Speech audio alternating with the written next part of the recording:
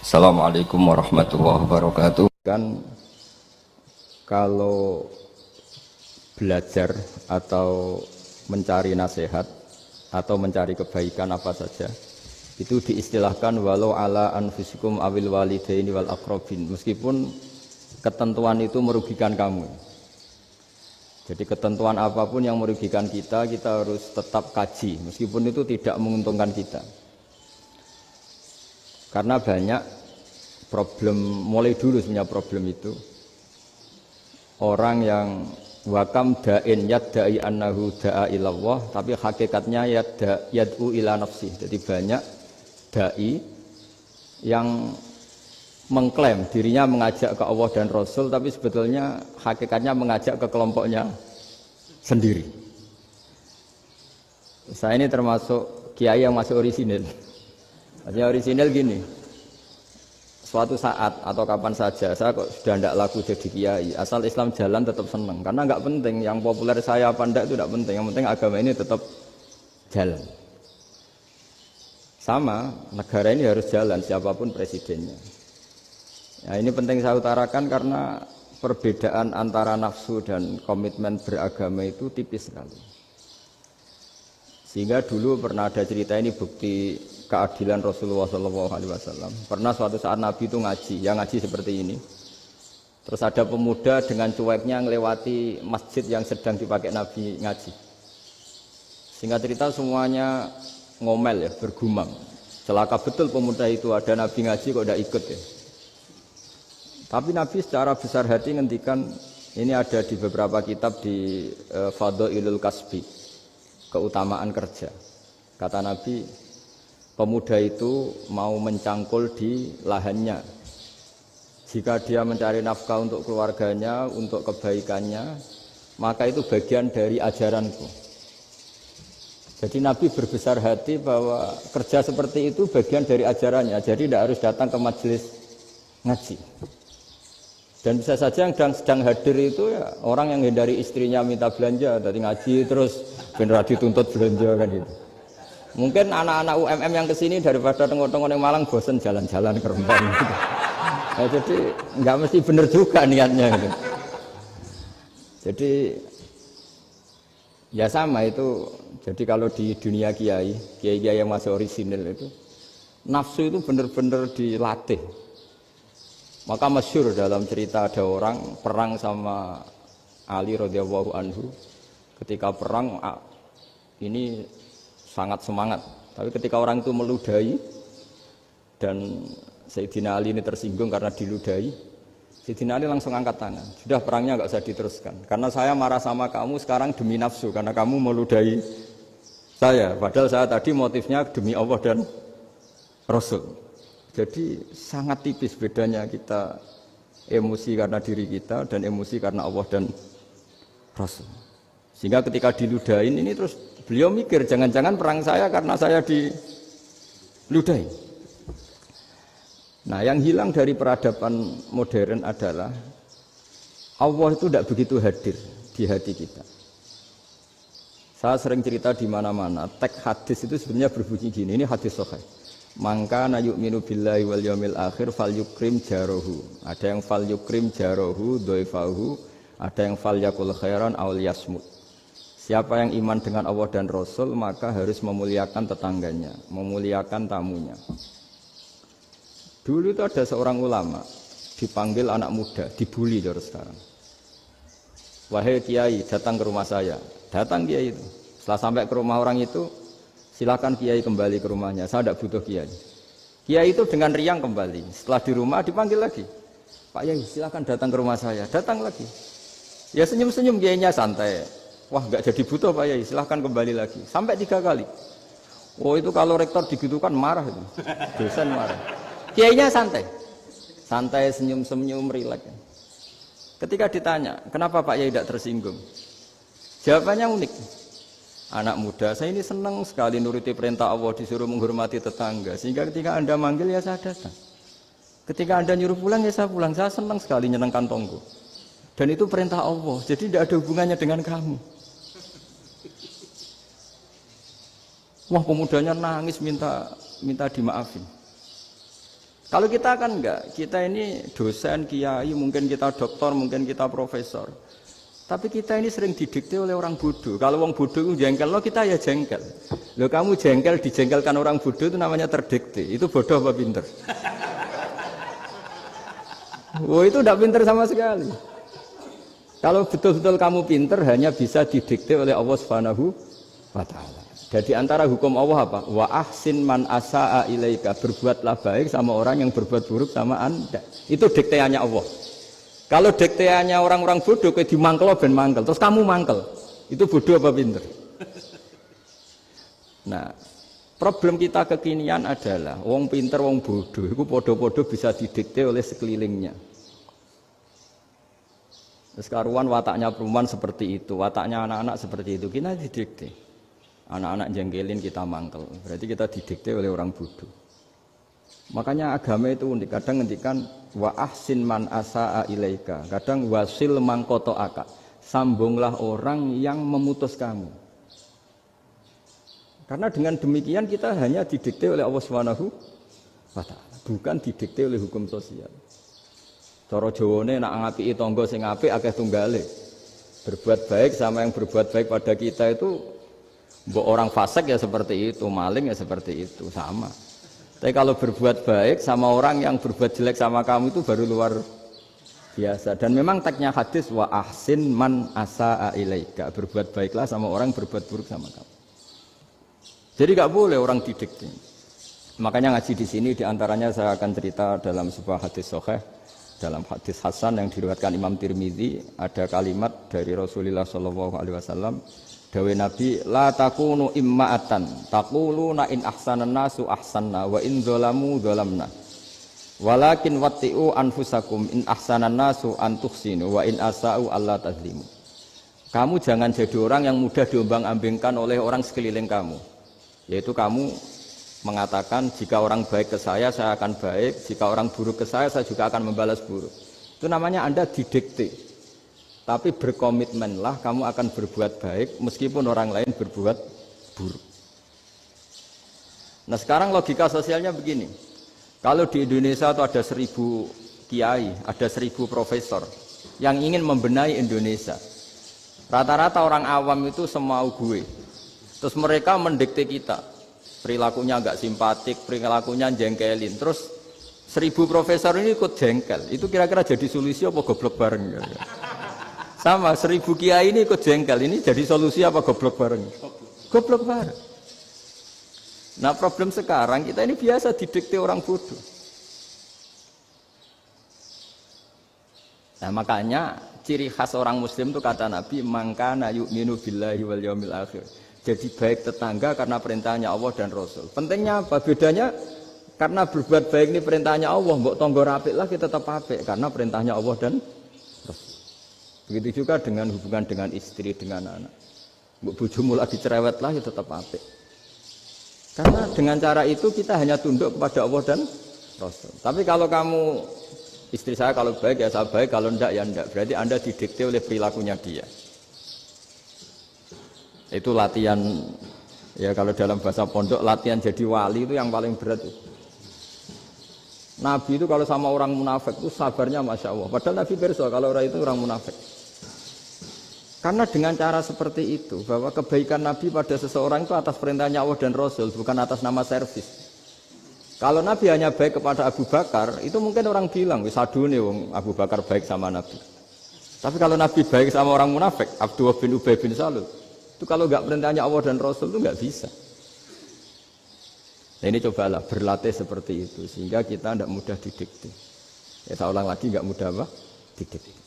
Maka di antara kebaikan Allah dan Rasul adalah bahkan orang dolim saja diberi jatah rahmat.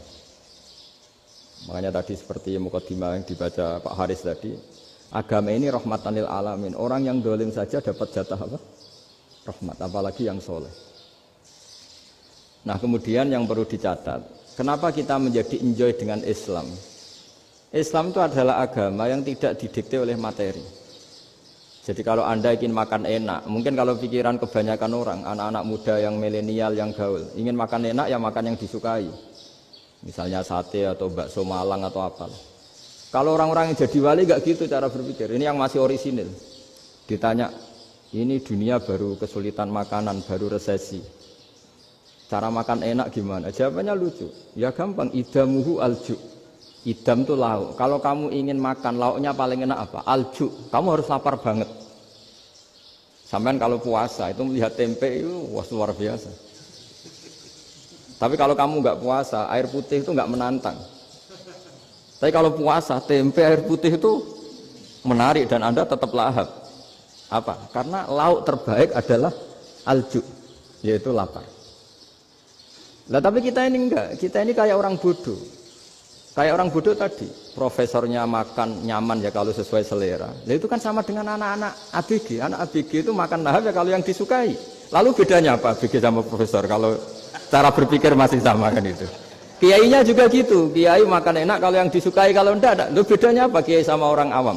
Orang awam juga gitu, makan lahap ya kalau yang disukai. Nah ternyata perilaku kita ini yang pintar sama yang bodoh sama mas. Kalau kamu ingin berkasta lebih baik, itu cara makan enak itu apa? Idamuhu al-jur. Lauk terbaik adalah karena kita sangat lapar. Makanya masyhur dalam cerita-cerita tarikh sirah nabawiyah. Nabi diberi hadiah, beberapa hadiah.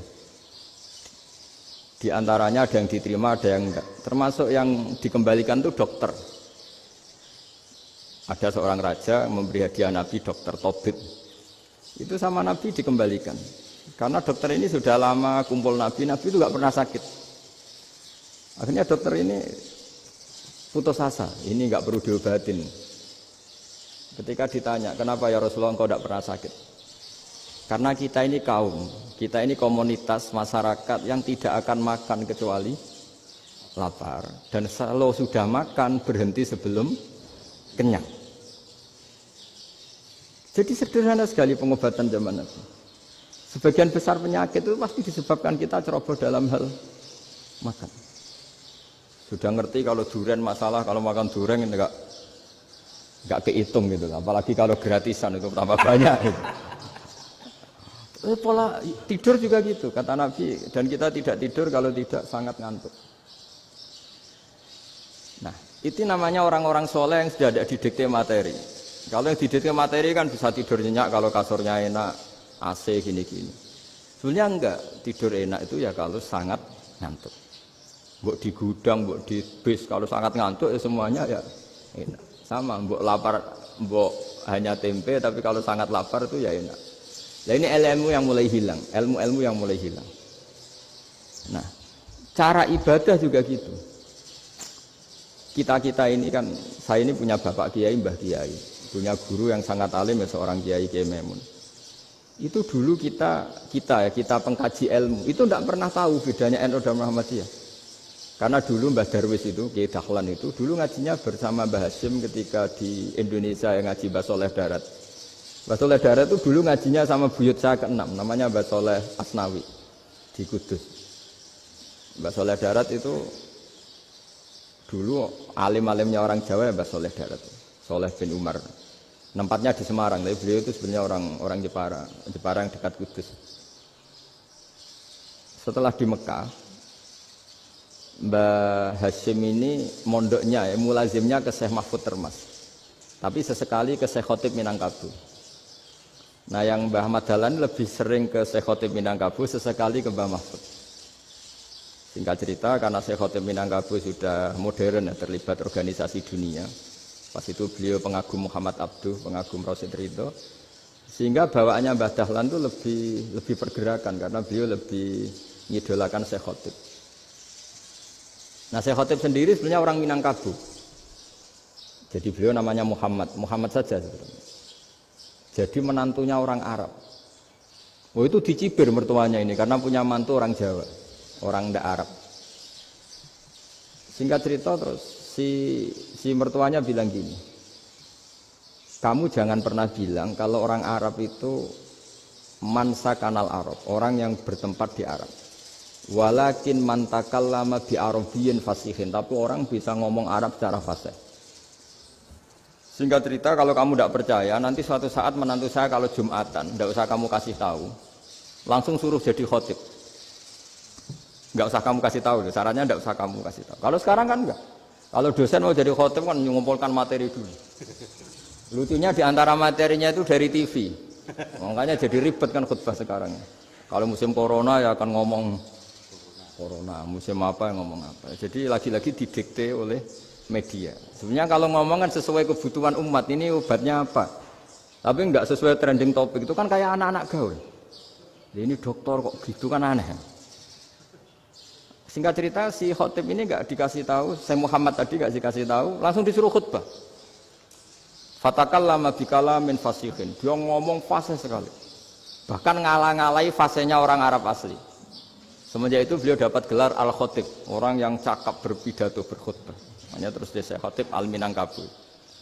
Jadi orang Indonesia itu luar biasa.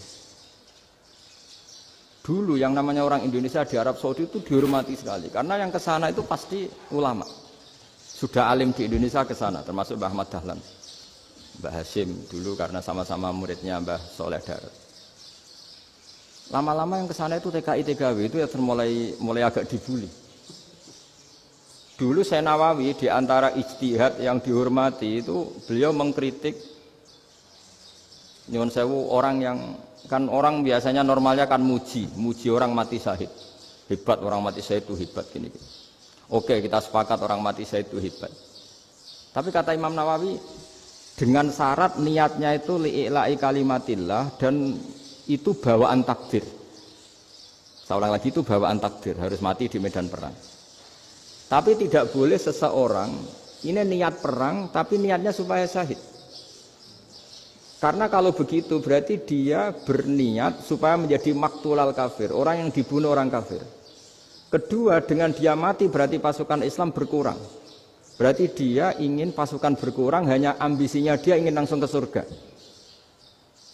Misalnya pasukan orang Islam itu 10, orang kafir 10. Kalau kamu ingin syahid berarti mati 1 kan, tinggal 9 kan.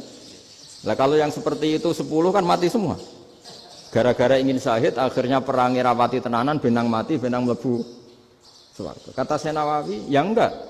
Kalau kamu perang sama orang kafir ya niat menang. Dengan niat menang ini kamu ingin li'ila'i kalimatillah. Tapi kalau kamu ingin syahid, berarti kamu menuruti keinginan nafsu kamu yang cepat masuk surga. Itu orang Arab kagumnya bukan main. Karena di mana-mana orang itu dinilai dari niatnya. Paham ini ya? Tapi perang loh ya, dalam kondisi perang, bukan teroris. Perang itu artinya orang kafir yang ingin bunuh kita, itu perang namanya apa? Perang. Dulu orang cerita syahid itu hanya pokoknya syahid itu hebat, pokoknya syahid itu hebat.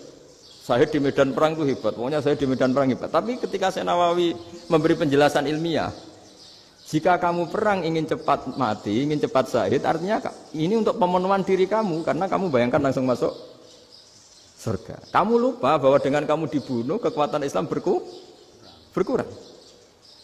Akhirnya beliau memberi penjelasan, syahid itu bagus, itu sebagai takdir. Hanya takdir itu kita perang yang ingin menang, tapi takdirnya mati.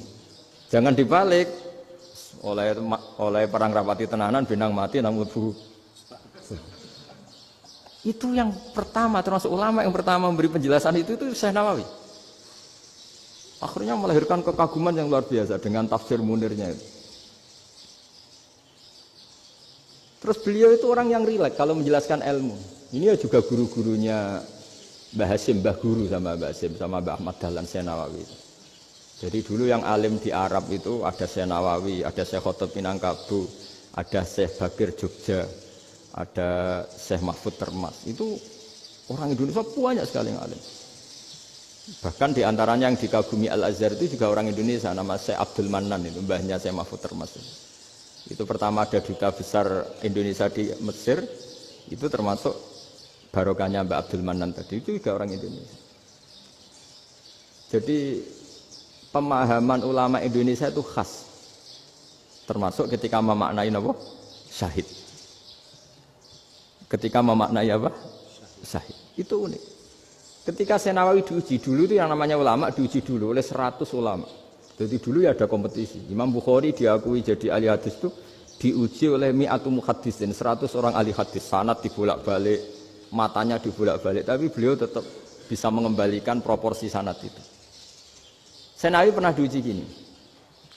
Ayul afdol al ulama awis salatin. Keren mana ulama sama raja atau sama orang-orang kaya sama penguasa? Ya keren ulama.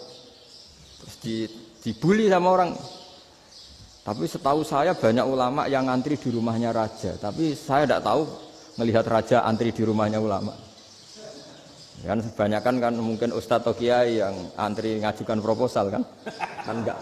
Nah, kalau raja kan enggak pati itu, malah enggak usah antri, kiainya sudah nyambut sebelum datang. Jawabannya lucu Senawawi itu, dan yang tanya itu langsung diem. Ya karena ulama itu tahu fungsinya uang, sehingga cara nyari sampai seperti itu. Sementara raja-raja itu tidak tahu fungsinya ilmu, makanya tidak pernah sowan ulama. Sehingga jadi ya dianggap enteng saja. Ulama kan tahu fungsinya uang, tahu untuk pondok, tahu masjid. Sementara raja tidak tahu fungsinya ilmu. Jadi itu khas Jawa ya. Khas Jawa, khas Indonesia. Apa-apa yang menurut orang banyak dengan tanda kutip itu buruk atau baik, itu orang Jawa menafsirkan itu gampang saja. Sehingga semenjak itu Jawa itu dipandang betul. Saya punya kitab namanya Qadhayal Haji wal Umrah. Itu terbitan Hayatul Ulya Arab Saudi, milik Wahabi. Itu diantara fatwa yang dipakai untuk solusi muskilatul haji, problem-problem haji kekinian. Itu fatwanya syekh-syekh yang dari Indonesia. Termasuk Syekh Khotib Minangkabau, Syekh Nawawi Banten, Syekh Bakir Nur Jogja. Misalnya begini, dalam fatwa-fatwa yang menyulitkan kita ya, sampai sekarang jadi perdebatan. Ketika sofa dan marwah itu dengan batas tertentu, saya ulang lagi dengan batas tertentu. Mau tidak mau atas nama kebutuhan, itu kan butuh perluasan. Karena kalau naik turun itu mudah disepakati ulama. Jadi misalnya gini ya, saya punya tanah seluas ini. Pasti orang akan mengatakan sampai bawah ya tanah saya, sampai atas tanah saya. Itu mujma' alaih, itu disepakati. Sehingga Nabi ngendikan al-Ka'bah min tuhumil ardi ilas sama Ka'batun. Ka'bah sampai ujung bumi, sampai ke aras semuanya Ka'bah. Sehingga tidak ada perdebatan ulama ketika Masjid Haram ditingkat, kemudian yang di atas sholat. Tetap dia menghadap Ka'bah. Tidak harus diluk melihat di bawah, enggak. Karena Ka'bah sampai langit. Sama, tanah Anda kamu tingkat sampai 10, enggak ada tetangga protes. Karena bawah sampai atas tanah Anda. Tapi kalau diperluas, tanah Anda kamu luaskan setengah meter saja atau 3 cm saja, iso geger mek tonggo. Karena di mana-mana batas itu ya tadi, kalau atas bawah miliknya, kalau samping enggak. Pertanyaannya, perluasan Mina itu ke samping.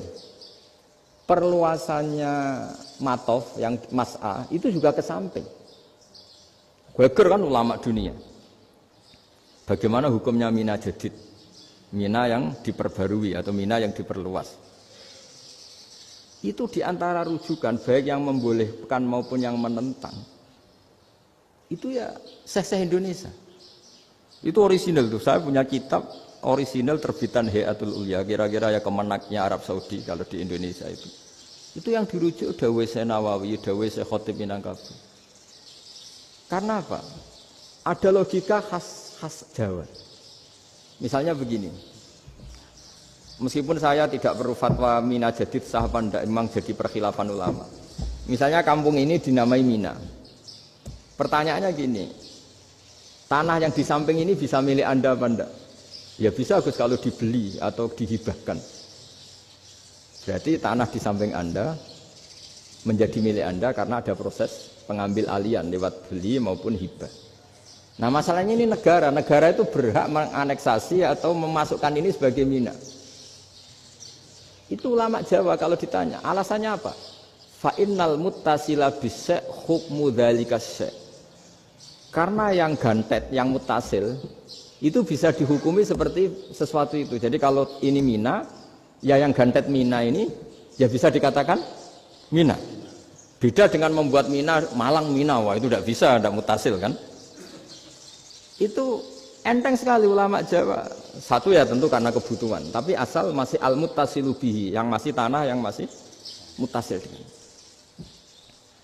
Nah, ketika perluasan Mas'ah antara Sofa dan Marwah kan misalnya Ini batas luasnya sofa, ini batas luasnya Marwah. Lalu atas nama kebutuhan, sofa Marwah itu sampai sini. Sampai agak meluas ke sini. Itu geger Arab Saudi. Wah ini gimana. Padahal tawaf itu harus antara gunung Sofa dan gunung Marwah.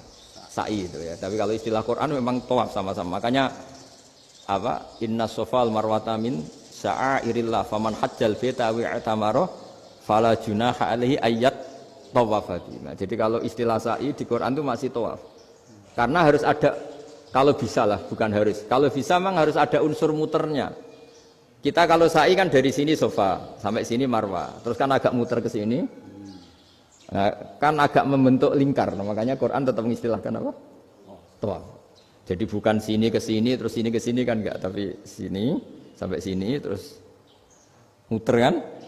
Terus sini. Jadi antara setar dan selama ini prakteknya kan gitu ya. Sofa ngambil sini, terus ke sini, terus agak muter. Nah, karena ada unsur agak muter ini terus orang menyebut apa?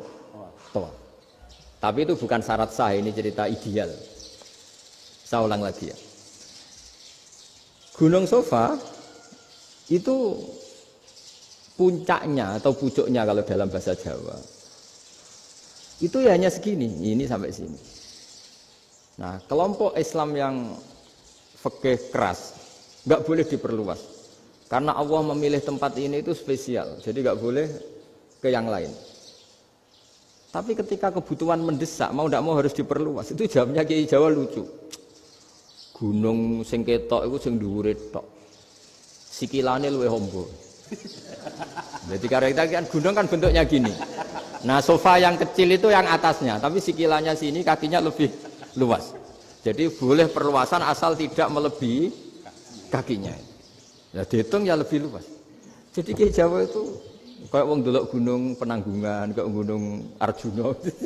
Di mana-mana puncak gunung itu lebih kecil timbang kakinya. Artinya diperluas ini bukan berarti tidak di sofa dan tidak di... Nah, itu khas Kiai Jawa. Jadi jangan kira orang Jawa itu tidak hebat sekali. Termasuk perkembangan hotel di Arab Saudi. Itu dulu sebelum ada hotel. Buyut saya kelima atau keenam dulu haji, namanya Badur Rahman.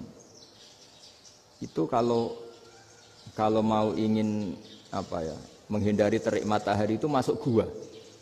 Itu masuk gua itu hanya separuh badan, kakinya di luar. Jadi jangan bayangkan kalau gua di Indonesia kayak gua Akbar di Tuban orang bisa masuk jalan-jalan, enggak. Gua di Arab itu kayak cepitan batu, tidak sampai masuk. Sehingga kepalanya dimasukkan, kakinya masih kena matahari, saking panasnya Arab Saudi. Sehingga dalam bayangan hijrah ketika Nabi bersembunyi di gua Sur, itu kata Abu Bakar, kalau orang kafir melihat kakinya pasti melihat kita karena nggak bisa masuk penuh. Jadi orang itu mau dempes tok. Sehingga ya kira-kira luasnya gua paling segini. Makanya guyonannya kiai-kiai itu untung nggak kayak gua Indonesia. Kalau kayak gua Indonesia laba-labanya capek karena luas sekali. Jadi jangan bayangkan gua Arab tuh kayak gua Indonesia. Makanya bayangannya andai kan orang itu melihat ke bawah pasti melihat kita karena orangnya nggak bisa masuk penuh, nggak bisa masuk 100%. Ya kayak cepitan batu lah mirip. Itu kan mirip Gunung Uhud.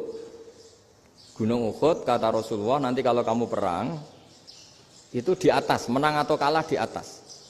Musuh biar di bawah. Dengan di atas kamu bisa manah.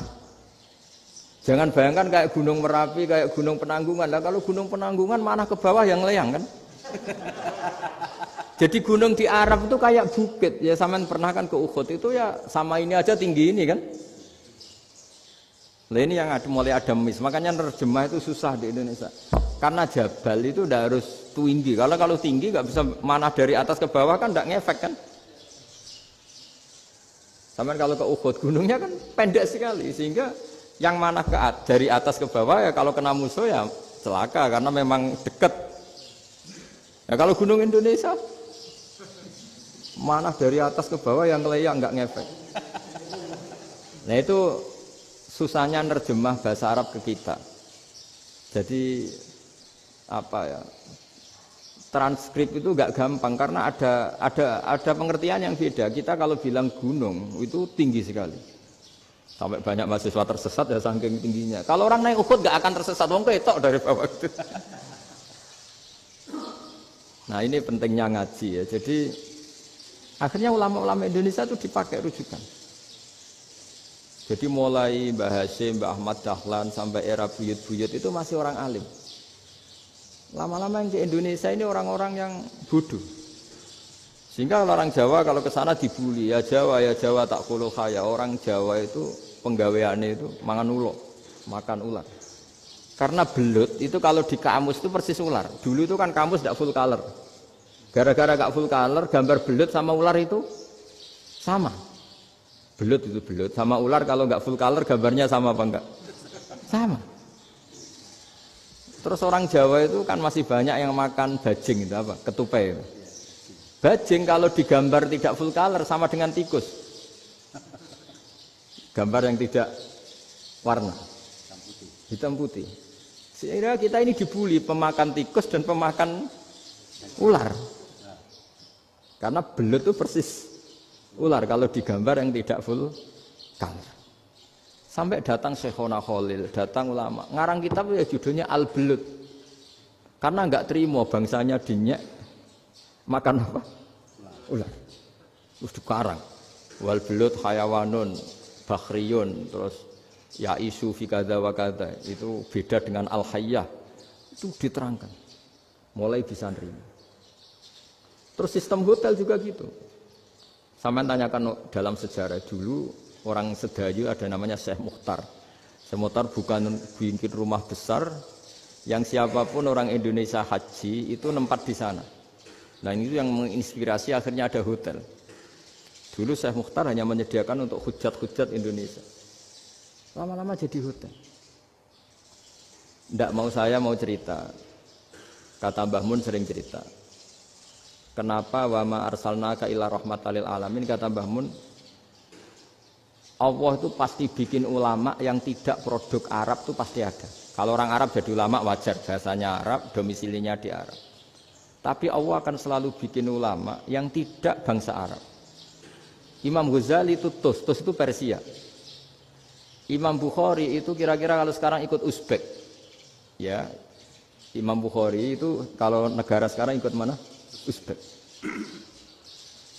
Kenapa demikian kata Mbah Mun? Karena Allah sudah ngendikan wa ma arsalnaka illa kafatan linnas.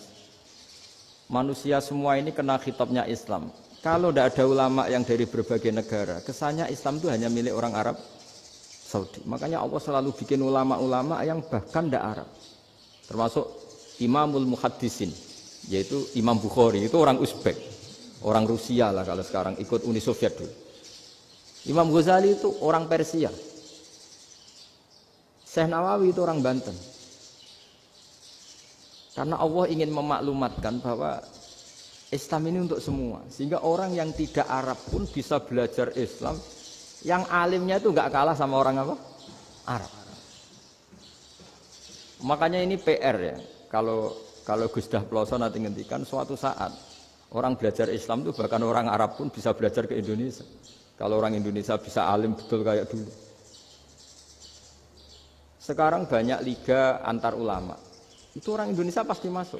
Ulama-ulama top dunia. Itu pasti orang Indonesia banyak yang masuk. Karena tadi, ketika orang Indonesia baca kitab, itu orang Arab itu kagum. Kok bisa tidak bahasanya baca secara benar? Bukan sekedar bisa baca secara benar. Karena memang dilatih sedemikian rupa di pondok-pondok. Makanya kita semua lah, yang alim di Indonesia itu kemana-mana ya pasti alim.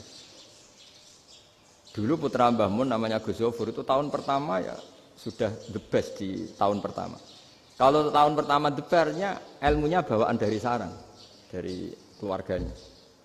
Gus Najim mondok di Said Muhammad tahun pertama sudah dipuji sebagai yang teralim karena ya sanggup. Kalau dipujinya tahun ketiga, tahun keempat kan mungkin dapat dari sana. Ini tahun pertama. Saya ulang lagi tahun pertama. Karena pengajaran di Indonesia itu luar biasa di pondok-pondok. Makanya kalau dalam anekdot pondok itu cerita-cerita lucu itu. Ada orang Jakarta ngaji, setelah di kelas itu pelengahan terus. Melihat jendela, lihat pintu terus. Lama-lama gurunya marah. Kamu diajarin kok ndak punya sopan. Melihat pintu terus gak memperhatikan guru. Anak Betawinya jawabnya lucu. Habis Pak Guru bohong. Kenapa ya? Kamu Pak Guru bilang Ja'a Zaidun, Zaid datang. Tak lihat gak ada yang datang. Setelah itu contoh nasab kan ro'a itu Zaidan. Saya melihat Zaid, saya nggak melihat Zaid. Contoh ketiga yang jer kan maror tu Zaidin, saya berjalan ketemu Zaid. Pak Guru diam di situ nggak jalan-jalan. Jadi saking detailnya Indonesia dia cari. Kalau rofa Ja'a Zaidun, kalau nasab ro'a itu Zaidan, kalau jer maror tu Zaidin. Nah si murid Betawi ini karena pertama sekolah, ngiranya gurunya itu cerita Zaid datang, makanya dia ngelihat pintu terus. Mana katanya datang kok ndak datang-datang. Nah, dengan latihan seperti itu, kemungkinan orang Indonesia salah itu kecil karena memang dilatih betul. Saya ulang lagi karena memang dilatih betul. Sehingga ketika orang Indonesia ini yang cerita seorang wartawan, ini kisah nyata. Kali ini tidak anekdot, kisah nyata. Ada wartawan internasional meliput Ramlah itu di Gaza, di Palestina. Wartawan Indonesia ini hanya bisa bahasa Inggris. Dijak ngomong bahasa Arab. Terus dia bilang saya tidak bisa. Saya tidak bisa, saya bisanya ngomong Inggris. Tapi apa yang terjadi setelah sholat, si Indonesia ini jadi imam pakai sholat jariyah lagi. Baca bismillah benar, bismillahi jer karena mudhof ilaih. Terus ketika iktidal ya benar, Rabbana lakal hamdu mil'us samawati wa mil'ardi benar. Ketika tahiyat ya benar, at-tahiyatul mubarakatuh sholawat. Sama orang Arab ini diambungi. Orang Arab kalau senang orang itu dicium. Kamu tawaduk, sebenarnya kamu itu ahli bahasa Arab. Karena orang Indonesia sekali sholat itu nggak ada yang salah. Meskipun benarnya karena hafalan, tapi bagi yang ahli nahwu itu hebat. Misalnya kita kalau ngapalkan kan Bismillahi, bismi jer karena ba, Allahi jer karena mudhof ilaih, Ar-Rahmani jer karena sifat, Ar-Rahimi karena sifat, Alhamdu rofa karena mubtada, Lillahi jer karena ada huruf jerli, Robbi jer karena sifat. Sebetulnya tidak karena pinter, tapi karena hafalan. Tapi orang Indonesia hebatnya itu benar terus. Rabbana lakal hamdu, ya kan, Alhamdu rofa, terus mil'us samawati ya rofa karena sifat. Sehingga terus orang Indonesia kalau sholat di Timur Tengah itu dipuji karena maksudnya ya benar, rofa nasabnya juga benar. Nah itu di negara lain tidak ada enggak Indonesia. Orang Cina itu sering bikin marah orang-orang Arab karena kalau dongo itu enggak fasih kayak orang Indonesia. Orang Indonesia kalau dongo ya Allahumma tohir qalbi. Orang Cina ini yang jadi guyon di Arab. Allahumma tahir kalbi gitu. Itu kan bedanya aja loh. Itu orang Arab pertama membiarin. Lama-lama kalbun entak gitu. Maksudnya asu-asumu gitu. Karena dia bilangnya qaf itu kaf. Jadi kalau Allahumma do Allah tahir, kula aturi nyucekno panjenengan kalbi ing asu ingsun kan. Tapi kalau qalbi itu ati ingsun, tapi kalau kalbi anjing ingsun. Bedanya qaf sama kaf. Ana arah ya kalbun entak. Asu-asumu maksudnya kan. Tapi padahal orang Cina itu paling dilihat tagnya ya pakai qaf. Orang Indonesia enggak, mulai kecil dilatih sak fase-fase. Sampai ya sulit betul latihan Fatihah itu. Kalau di Kudus malah sampai 3 bulan Fatihah.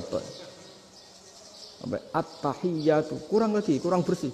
At-tahiyyatu sampai ada cerita itu orang dipanggil maftuhin itu enggak melengak, harus maftuhin. Baru melengak. Tapi barokahnya itu orang Indonesia kalau dongo memang benar-benar Allahumma tahhir qalbi. Ya Allah sucikan hati kami, bukan tahhir qalbi. Karena sekali jadi kaf itu maknanya anjing saya. Ya Allah sucikan anjing.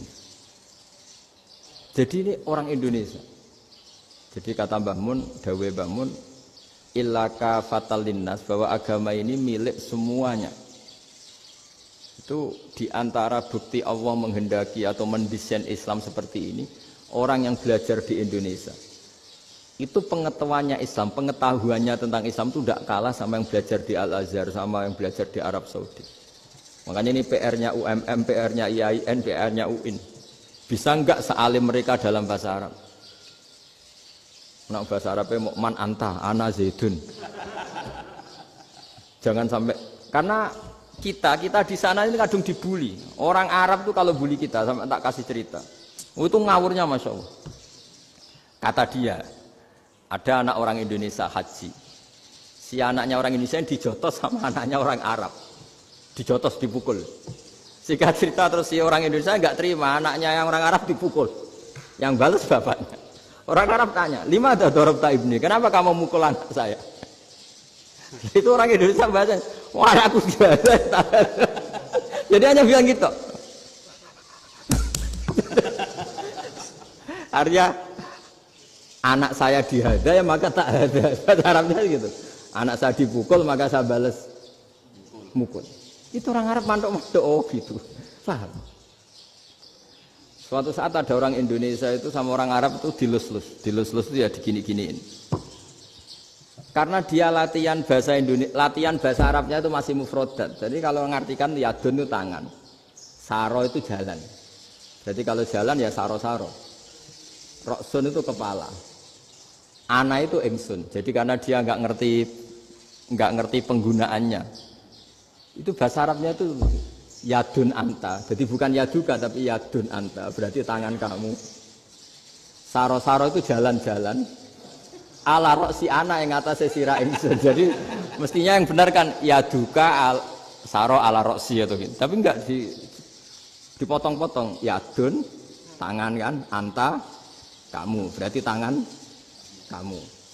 Saro-saro jalan-jalan. Roksun itu sirah, anak ingsun. Jadi di atas kepala saya. Orang Arab tertawa-tawa. Tapi paham. Maksudnya seperti itu. Jadi kita ini dibully di Arab itu Masya Allah. Jadi akhirnya lahirlah ulama-ulama tadi yang saya sebut tadi. Bahkan pernah lama sekali ulama Indonesia itu jadi master di Arab Saudi. Yaitu Senawi Banten. Itu kalau orang sana bilang itu Sayyidu Ulama Il-Hijaz. Top-topnya ulama Mekah Madinah. Padahal beliau orang Indonesia. Dan dimakamkan di Ma'la itu dekat makamnya Sayyidah Khadijah. Karena sangat dihormati. Nah, di antara sebab dihormati adalah ketika orang memahami syahid, maknanya pokoknya maktulal kafir. Syahid itu adalah orang yang kalau perang itu mati di medan perang. Itu Imam Nawawi merinci secara detail. Kalau dia perang supaya tujuannya mati syahid cepat ke surga, berarti dia nuruti hadzun nafsi. Ingin cepat ke surga. Tapi dia lupa bahwa dia dengan terbunuh, pasukan Islam berkurang kekuatan. Maka syarat perang yang benar adalah ya ingin menang. Di mana-mana perang ya lillahi kalimatillah supaya kalimat Allah itu menang. Jangan ingin kalah. Soal dia mati takdir, tapi jangan ingin mati. Wah itu terus dikagumi. Ternyata memang, oh iya ya kalau pasukan Islam 10, kafir 10, kita ingin syahid, berarti ya kalau orang ingin syahid kan terus mungkin perangnya ada hati-hati, main ngawur saja terus kalah mati. Sudah kalon satu kan, terkurangi satu kan. Nah kalau semuanya 10 punya niat gitu, nah itu Syekh Nawawi. Syekh Nawawi itu orang yang begitu gampang nerangkan Quran. Bahkan ketika orang Arab kesulitan ngartikan famathaluhu kamathalil kalbi intahmil alaihi yalhas atau tatrubuna yalhas. Orang tomak itu ibarat kayak anjing. Anjing itu kamu kasih makan ya tetap melet, menjulur-julurkan lidahnya, kamu ndak ya ndak. Imam Nawawi ditanya, ma wajusibbi, lalu wajah tasbihnya di mana? Beliau menjawab fitoma. Jadi anjing punya dua sifat yang berlawanan. Di bab ilmu dipuji, nggak ada hewan yang mudah menerima ilmu kayak apa? Anjing. Sehingga Quran mengistilahkan wa ma 'allamtum minal jawarihi mukallibin. Hewan yang mudah diajari itu oleh Quran dibahasakan sudah menganjing. Karena anjing adalah hewan yang paling mudah apa? Diajarin. Itu diakui oleh Quran. Wa ma 'allamtum minal jawarihi mukallibin. Tapi dia punya sifat yang sangat buruk sekali, yaitu enggak pernah puas. Makanya ketika Bal'am bin Ba'ura, ada tokoh yang kedonyan ya. Itu kalau diistilahkan Quran walakinnahu akhlada ilal ardi wattaba'a hawa. Famathaluhu kamathalil kalbi in tahmil 'alaihi yalhas aw tatrukhu yalhas. Jadi anjing punya dua sifat yang berlawanan. Di bab ilmu dipuji karena mualim mudah diajarin. Itu saya pernah ke Malaysia, diceritain sama polisi Malaysia. Anjing itu saking cerdasnya itu bisa deteksi CD palsu sama CD bajakan, asli sama bajakan. Itu kan enggak kebayang. Kalau narkoba mungkin masih ada bau khusus ya. Atau mesiu atau bom masih ada bau khusus. Ini enggak. Anjing itu dilatih ngecek CD yang asli sama yang palsu. Wah itu kebablas itu pinternya itu. Itu harganya itu 1 miliar lebih. Paling mahal. Jadi mungkin bisa deteksi ini dosen betul apa abal-abal itu bisa. Itu kiai betul apa kiai pesanan itu mungkin bisa. Itu saya punya kitab namanya Al-Hayawanul Kubro. Itu cerita prestasi-prestasi hewan. Itu yang berkuras-kuras sampai berjilid-jilid. Itu ya cerita anjing. Nggak ada hewan sebaik anjing. Di bab itu ya, di bab sampai ya tadi. Ada anjing yang sangat loyal sama majikannya. Loyalnya Masya Allah, sopannya Masya Allah. Anjing itu mbok lama berbakti sama sampean, nggak mau tidur di ruang tidurnya sampean, dia tetap tidur di luar. Corong Jawa nggak ngelama. Suatu saat si raja ini minum, wisata minum. Pas mau minum diterjang sama anjingnya sampai tumpah. Kecewanya raja ini itu karena selama ini anjingnya sopan sekali. Sekedar ganggu di ruangannya nggak pernah, malah ini mau minum minuman yang disukai diterjang anjingnya tumpah. Marah kan anjingnya di mana? Ternyata apa? Minuman itu anjing ini tahu kalau minuman itu beracun, diracuni oleh musuhnya. Itu saking hebatnya anjing sampai ketika ngawal rajanya itu tidak sekedar ada penjahat atau maling. Bahkan trik-trik kayak minumannya diracun oleh orang lain itu anjingnya tahu. Sehingga pas mau diminum diterjang sampai terus supaya enggak keminum. Makanya Quran istilahkan anjing itu apa? Wa ma 'allamtum minal jawarihi mukallibin. Hewan piaraan yang kamu ajarin nanti sampai sepinter anjing.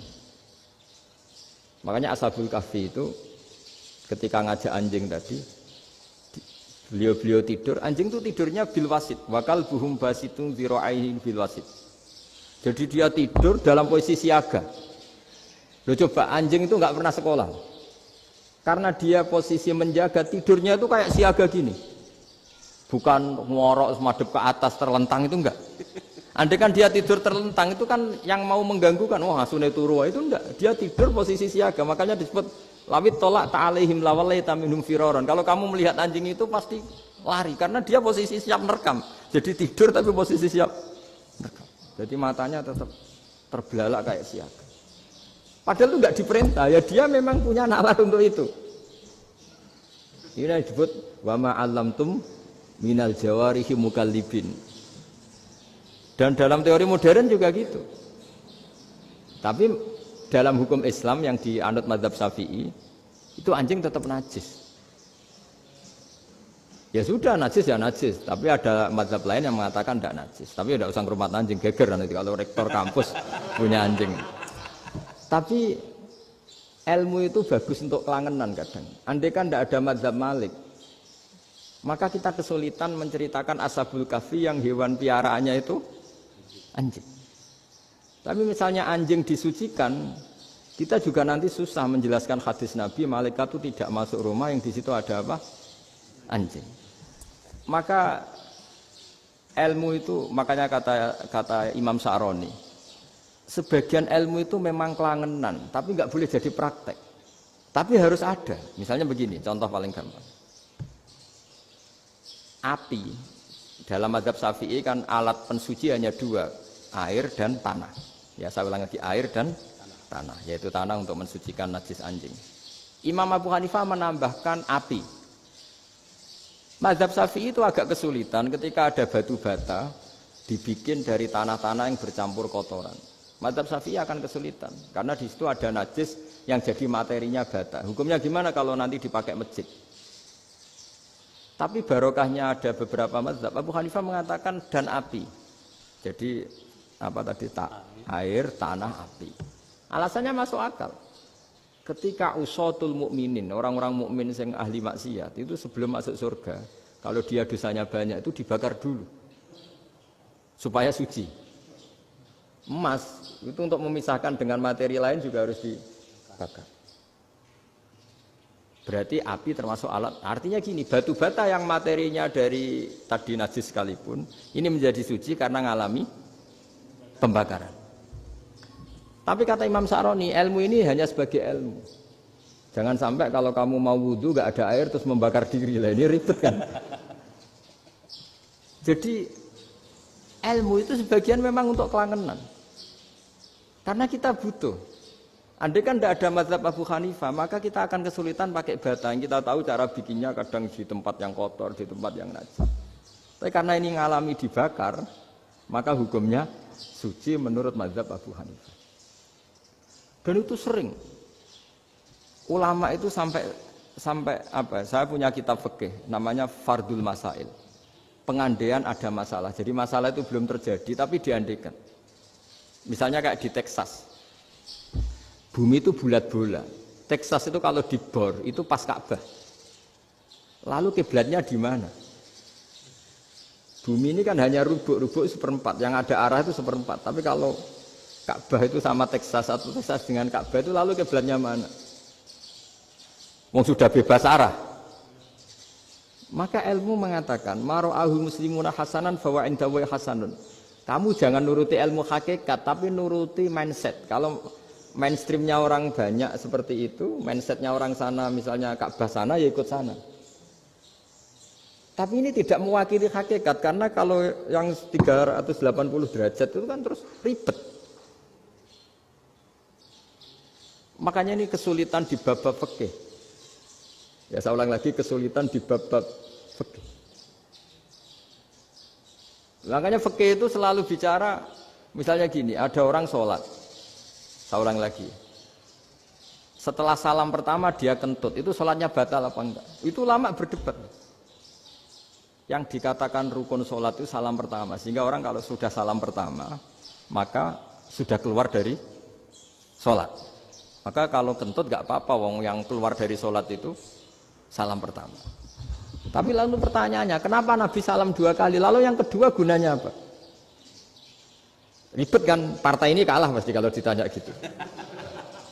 Tapi kalau ditanya dibalik, sholat itu satu ibadah yang dimulai dengan takbir, yang diakhiri dengan salam. Berarti salam pertama itu pengakhir apa nunggu salam kedua? Pertama, di semua ulama bilang salam pertama. Kalau salam pertama sudah pengakhir, berarti pembatalan setelah itu nggak punya efek, nggak punya akibat. Itu kan ribet, debat fikih itu memang ribet. Fikih itu memang senam otak karena pertanyaannya mirip-mirip seperti itu. Nah, sampean milih mana? Milih salam pertama apa salam kedua? Pasti ulama milih salam pertama. Jadi anehnya fikih itu di situ. Misalnya orang mati, takbir itu berapa kali? 4 kali. Andai kan takbir 5 kali itu batal apa enggak? Satu ulama mengatakan 5 kali itu batal. Karena rukunnya sholat jenazah itu takbir 4 kali. Berhubung ini rukun, kalau nambahi ke 5, berarti menambahkan rukun. Kayak kamu sholat, rukuk 2 kali kan batal. Sujud 3 kali, batal. Karena menambahkan apa? Rukun. Berarti kalau takbir 5 kali, batal. Tapi pertanyaannya, takbir itu adalah wiridan biasa. Sehingga kalau ditambahkan, nggak punya akibat, batal. Jadi perdebatan ulama itu kadang ya lucu. Kayak kemarin Pak Haris pas pertama bertamu ke sini mau ngundang saya tak ceritain. Dulu sholat jenazah itu pasti mayat di depan. Karena lazimnya sholat jenazah itu mayat di depan. Tapi mulai dulu ulama sudah berpendapat. Andai kan jenazahnya di belakang pun tetap sah. Fa innal janazah laisat bi imamin. Karena jenazah itu tidak imam. Kenapa harus di depan? Oh tidak imam kok harus di depan. Itu mulai dulu. Sehingga ketika Arab Saudi pernah mengalami tragedi, ada orang yang dibungkus kayak mayit, ternyata senjata. Setelah di dekat Ka'bah dipakai dulu tragedi tahun berapa itu. Pokoknya pernah ada tragedi itu. Semenjak itu Arab Saudi kalau ada orang mati tetap di kamar mayit terus ada sholat jenazah. Padahal mayitnya di belakang yang jamaah. Jadi meskipun kita tidak akan bikin ajaran baru jenazah di belakang ya tidak keren kasihan kan. Tetap biasanya di depan ya di depan. Tapi meskipun jenazah ini di depan kita tetap berpendapat andai kan di belakang tetap sah. Tapi nggak usah dipraktekkan. Nah pentingnya ilmu ini begini. Saya misalnya di Rembang, boleh nggak nyolati ghaib jenazah yang di Surabaya? Boleh kan? Padahal yang kita solati di belakang. Jadi ilmu itu penting. Cocok tidak cocok namanya ilmu itu penting. Terus ada gini lagi pertanyaan di fikih. Memang saya sengaja akan ngaji fikih. Kalau ngaji intelektualitas orang Muhammadiyah juara lah. Tapi ini ngaji fikih. Ada orang sarongnya itu pas sampai lutut. Kalau berdiri lututnya tertutup, tapi nanti kalau ruko agak jengking lututnya terbuka. Itu batalnya nunggu ruko apa mulai takbir sudah batal? Padahal pasti nanti batal kalau ruko itu. Itu ada ulama yang mengatakan, ya batalnya nunggu ruko. Bagaimanapun terjadinya pembatalan waktu ruko. Ada ulama mengatakan yang enggak mulai awal sudah tidak sah itu, karena pasti ngalami batal. Nah. Pertanyaan-pertanyaan seperti itu penting karena lalu Allah menilai apa? Ya nilai niatnya. Misalnya gini, kalau contoh itu mungkin Anda tidak tertarik, tapi contoh begini. Kita mau operasi jam 10 siang. Kita tahu kalau nanti 10 siang akan divonis medis harus makan karena mau berobat. Malamnya itu kalau kamu orang soleh, bayangkan kamu orang soleh. Kalau tidak orang soleh kan tidak punya komitmen. Kamu milih niat puasa, apa enggak jam 10 mesti mokak menisan raposo. Kamu orang soleh. Kalau kamu orang soleh pasti milih puasa karena ini Ramadan, meskipun nanti jam 10 pasti disuruh batal sama dokter. Setidaknya kita berpikir gini, nak mati jam itu paling enggak ditulis saya sebagai orang yang puasa. Jadi perasaannya orang soleh itu beda. Kalau orang kok sampean barang menisan raposo kok ya mesti. Sampean tidak pernah berpikir bahwa puasa mulai fajar sampai jam 10 itu luar biasa. Bisa saja kita mati jam 7, bisa saja mati jam 6. Kan ditulis Allah sebagai orang yang berkomitmen terhadap puasa. Terus ada kemungkinan kecil, adalah jam 10 itu dokternya sakit atau nggak jadi ke sana. Berarti kamu kan nggak jadi boga. Kan ya mungkin juga. Sama yang tadi. Delala sebelum ruko ono wong sing nyarongi sampean. Sehingga sholatnya normal. Kamu tidak menemukan pakaian yang pas, jebule pas setelah ruko, mau ruko, ono wong wah sholatnya kira bener disarongi. Itu agama. Jadi agama itu dimulai dari mana coba? Dimulai dari niat, dari komitmen. Nah, sekarang kelirunya kenapa ada garis keras? Agama itu dimulai dari keinginan ideal. Yaitu yang mulai itu ada orang-orang garis keras. Agama ini enggak, agama ini dimulai dari niat. Sampai ada kaidah agama ma la yudraku kullu la yudraku kullu. Kalau tidak bisa ideal jangan ditinggalkan sama sekali. Tapi orang enggak, sekarang bayangkan Islam itu ideal. Pemimpinnya ya soleh, masyarakatnya soleh, enggak ada maksiat, enggak ada apa. Dan apa ilmu? Kalau secara ilmu mulai dulu ya ada orang dolim, ada orang soleh. Nabi kurang baiknya. Di angkatan itu ya ada orang munafik. Sehingga ulama itu sudah berpendapat ideal itu piye. Zaman Nabi saja ada orang apa? Munafik. Itu ilmu. Kalau nuruti kelangenan, inginnya dunia ya steril, gak ada maksiat, gak ada. Dan agama itu diciptakan Allah itu memang unik. Calon Nabi misalnya, Nabi Musa itu sing rumat Fir'aun. Ketika Nabi Muhammad lahir, sing ribet manitia ini Abu Lahab. Orang dosen UMF. Coba. Karena Allah ingin memaklumatkan ke kita bahwa agama ini akan hidup di kondisi apapun. Asia, istrinya Fir'aun itu termasuk mukminah yang dipuji Quran. Padahal dia bukan istrinya pengurus NU atau pengurus Muhammadiyah. Istrinya Fir'aun. Tapi itu pelajaran bagi kita bahwa orang-orang baik itu tidak harus di lingkungan yang baik. Masjid paling makmur itu kadang di dunia mungkin, ya jangan bakas Mekah Medina itu karuan. Mungkin di antara masjid yang makmur justru yang di Kanada, di Amerika mungkin. Karena merasa minoritas itu perpustakaannya ada. Kajiannya ada. Tapi banyak masjid di daerah pesantren yang malah sepi. Karena kiainya tahu jamaah di masjid itu wajib. Lalu itu ada daerah pesantren, saya ulang lagi ada daerah pesantren. Didikon pengajian, monggo nekani pengajian, maca selawat ning omah ganjaran padha wae. Ribet kan? Mau dibantah itu benar, mau dibiarin merusak tatanan. Jadi saya mohon sekali ya, jadi ilmu itu diperbandingkan supaya perbedaan-perbedaan itu biasa. Dulu Imam Malik itu punya murid namanya Imam Syafi'i. Itu dalam banyak hal. Itu perbedaannya tajam sekali. Ya saya ulang lagi, dalam banyak hal itu perbedaannya tajam sekali. Misalnya begini. Ini terakhir percontohan saya fikih, nanti dikaji sendiri. Ada seorang A'rabi, Ja'a A'rabiyun. Ini di hadis sahih diulang-ulang di semua Al-Kutubus Sittah ada peristiwa ini. Ja'a A'rabiyun ila Rasulillah sallallahu alaihi wasallam faqala ya Rasulullah ahlaktu.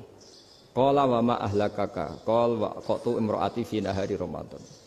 Ya Rasulullah, saya ini orang yang rusak. Kenapa? Saya ini hubungan intim sama istri saya ketika masih siang Ramadan. Singkat cerita orang ini dihukum berat sama Nabi. Hukumannya adalah karena dia membatalkan puasa ketika dengan hubungan intim. Sama Nabi dihukum, kamu harus merdekakan budak. Wah, tidak mampu ya Rasulullah, saya tidak punya budak. Jadi ini bukti bahwa agama ini sangat sosial sehingga sebagian kafaroh harus memerdekakan budak. Kamu kalau gitu puasa 2 bulan. Yang baru puasa 2 hari aja kecelakaan malah disuruh puasa 2 bulan. Ya sudah kamu ngasih makan 60 orang miskin. Saya ini orang paling miskin. Kok jadi sudah miskin agak hiper lah orang itu. Poso-poso kok gitu. Itu kata ulama, kalau orang Jawa gak mungkin makanannya tempe mendoan, gak mungkin itu. Di Jawa itu gak mungkin lah ada orang batal puasa karena hubungan intim. Ada istrinya gak cantik, cerewet, sang lanang mangane mendoan. Itu tidak mungkin, kecelakaan itu tidak mungkin. Tidak mungkin itu. Tapi kalau Arab mungkin karena makanannya daging. Singkat cerita, terus pertanyaannya gini. Kalau batal biasa itu kan bayarnya puasa 1 hari. Kalau batal, tapi kalau batal pakai hubungan intim, pakai jima kalau dalam bahasa fikih, itu kafarohnya berat, yaitu merdekakan budak atau puasa 2 bulan berturut-turut. Pertanyaannya gini, jima istri itu boleh loh tidak zina. Seorang jima istri itu boleh loh tidak zina. Itu kan hukumannya berat. Nah terus Imam Malik berpikir kalau gitu tidak harus jima dong. Poso-poso, ora ana uzur, ora ana apa terus nyate. Esuk mangan bakso. Tanpa ada alasan syar'i. Hukumnya harus sama dong. Karena jima hukumnya boleh, berarti semua iftar, semua pembatalan puasa yang tidak ada uzur syara' maka hukumnya sama, yaitu sanksinya sama. Masuk akal enggak? Masuk akal dalam mazhab Imam Malik. Dalam mazhab Syafi'i enggak. Mulai dulu jima itu beda. Kayak mertamu nih gone wong. Mangan itu oleh, tapi nak nggo bojomu mbok jima niku wis nemen ngawure lah. Tetep beda. Dari Imam Syafi'i itu pokoknya beda, jima sama makan itu beda. Lah ya terus setelah itu terus ada pertanyaan. Bagaimana kalau makan dulu baru jima? Ribet kan? Makanya itu sampai dibabkan Kitabul Khilafil Fiqhi, bab merekayasa fikih. Makanya itu perdebatannya orang Hanafi sama Imam Syafi'i juga sama. Ada orang jam segini lapar sekali, kalau langsung makan kan kena sanksi. Ya pergi aja dulu, pura-pura ngaji ke Gus Bah gitu. Nanti kan jadi musafir kan? Wah itu sudah boleh itu kan? Padahal enggak. Memang dia pergi itu karena supaya bisa makan. Mau enggak kepikiran ngaji kok tahu-tahu ingin ngaji. Mumpung Ramadan nah. Nah makanya dibabkan. Apakah boleh merekayasa fikih? Tapi fikih bisa apa coba? Dengan status kamu musafir, ya memang boleh iftar, boleh berbuka. Lah itu terus perdebatan ulama menyangkut fikih. Karena memang masalah furu'iyah. Sehingga termasuk perdebatan kita dalam perilaku. Misalnya adat orang NU kalau habis salam itu menghadap ke kiblat, karena arah terbaik itu kiblat. Tapi sebagian orang Muhammadiyah atau mungkin semuanya menghadap ke makmum. Itu memang teks hadisnya itu kita yang meneliti hadis itu semua syarah itu berdebat. Nabi memuji kiblat itu arah terbaik, oke. Tapi di bab itu Nabi itu aqbala alaina, menghadap ke kita. Lalu pertanyaannya, kenapa menghadap ke kita? Ada mengatakan karena Nabi memang punya tradisi kadang ngendikan. Ya tentu dulu istilahnya tidak kultum, nggak ada istilah itu dulu. 7 menit itu nggak ada. Tapi ada ulama yang analisis begini, termasuk kitab Fathul Bari. Nabi itu tokoh sentral, taruh lagi Nabi itu tokoh sentral. Ini kata kitab Fathul Bari, bukan kata saya. Nah, orang-orang yang imamu qaumi, orang-orang yang jadi imam di daerah masing-masing, tetap kalau sholat itu ikut Nabi. Ikut Nabi, setelah salam langsung pulang. Jadi sebetulnya salam langsung pulang itu ya ada sejarahnya, karena dia mau jadi imam di daerahnya. Nah, tidak kebayang kalau Nabi itu madhep kiblat. Kalau Nabi madhep kiblat, orang yang masbuk, yang barusan datang, pasti langsung usolli, misalnya fardhul isya'i misalnya, terus makmum Nabi, padahal Nabi sholatnya sudah selesai. Jadi intinya gini, kata Fathul Bari, imam setelah salam itu harus bikin gerakan atau omongan atau apa saja yang menunjukkan kalau sholatnya selesai. Di antara gerakan itu adalah beliau harus menghadap ke hadirin atau menghadap ke utara atau apa saja yang penting menunjukkan kalau sholat ini sudah selesai. Itu fikih. Jadi fikih itu cara menganalisis itu memang unik. Karena kalau Nabi tetap seperti itu, posisi pancet seperti itu, maka orang yang baru datang mengira Nabi masih sholat. Nah, pertanyaannya kalau mereka sudah takbir, malah sholatnya tidak sah. Kenapa tidak sah? Menggantungkan sholat atau mengikatkan sholatnya dengan orang yang sudah tidak sholat. Jadi menjadikan orang yang nggak sholat sebagai imamnya, kan nggak boleh. Maka Nabi harus memaklumatkan dengan gerakan itu bahwa beliau sudah tidak sholat. Karena orang datang dari berbagai daerah. Jadi nganalisis fikih, fiqhul hadis namanya. Itu ulama itu mau tidak mau debat. Karena pertanyaannya itu kenapa? Ya memang mau apa? Karena yang namanya sosial itu yahtamilu muhtamilatin, ada sekian kemungkinan. Makanya dalam madzhab istimbat itu, ketika Nabi sedekah pakai tamer, pakai kurma, itu ulama mesti ngitungnya tuh kut. Kut itu makanan pokok. Sehingga Imam Syafi'i mengatakan kalau di Indonesia pakai beras misalnya, karena kutil balat Indonesia itu beras. Oke, Imam Syafi'i mainstream. Tapi ketika era Yusuf Qaradawi di Al-Azhar di Mesir sana, ulama-ulama mulai usil. Sama sih ingat Mbah Mun sering gejlokan, lah iya, petani gabah, petani padi, wis melarat wajib zakat. Petani cengkeh, kakao, suga-suga ra wajib zakat hanya karena yang ditanam tidak tidak makanan pokok.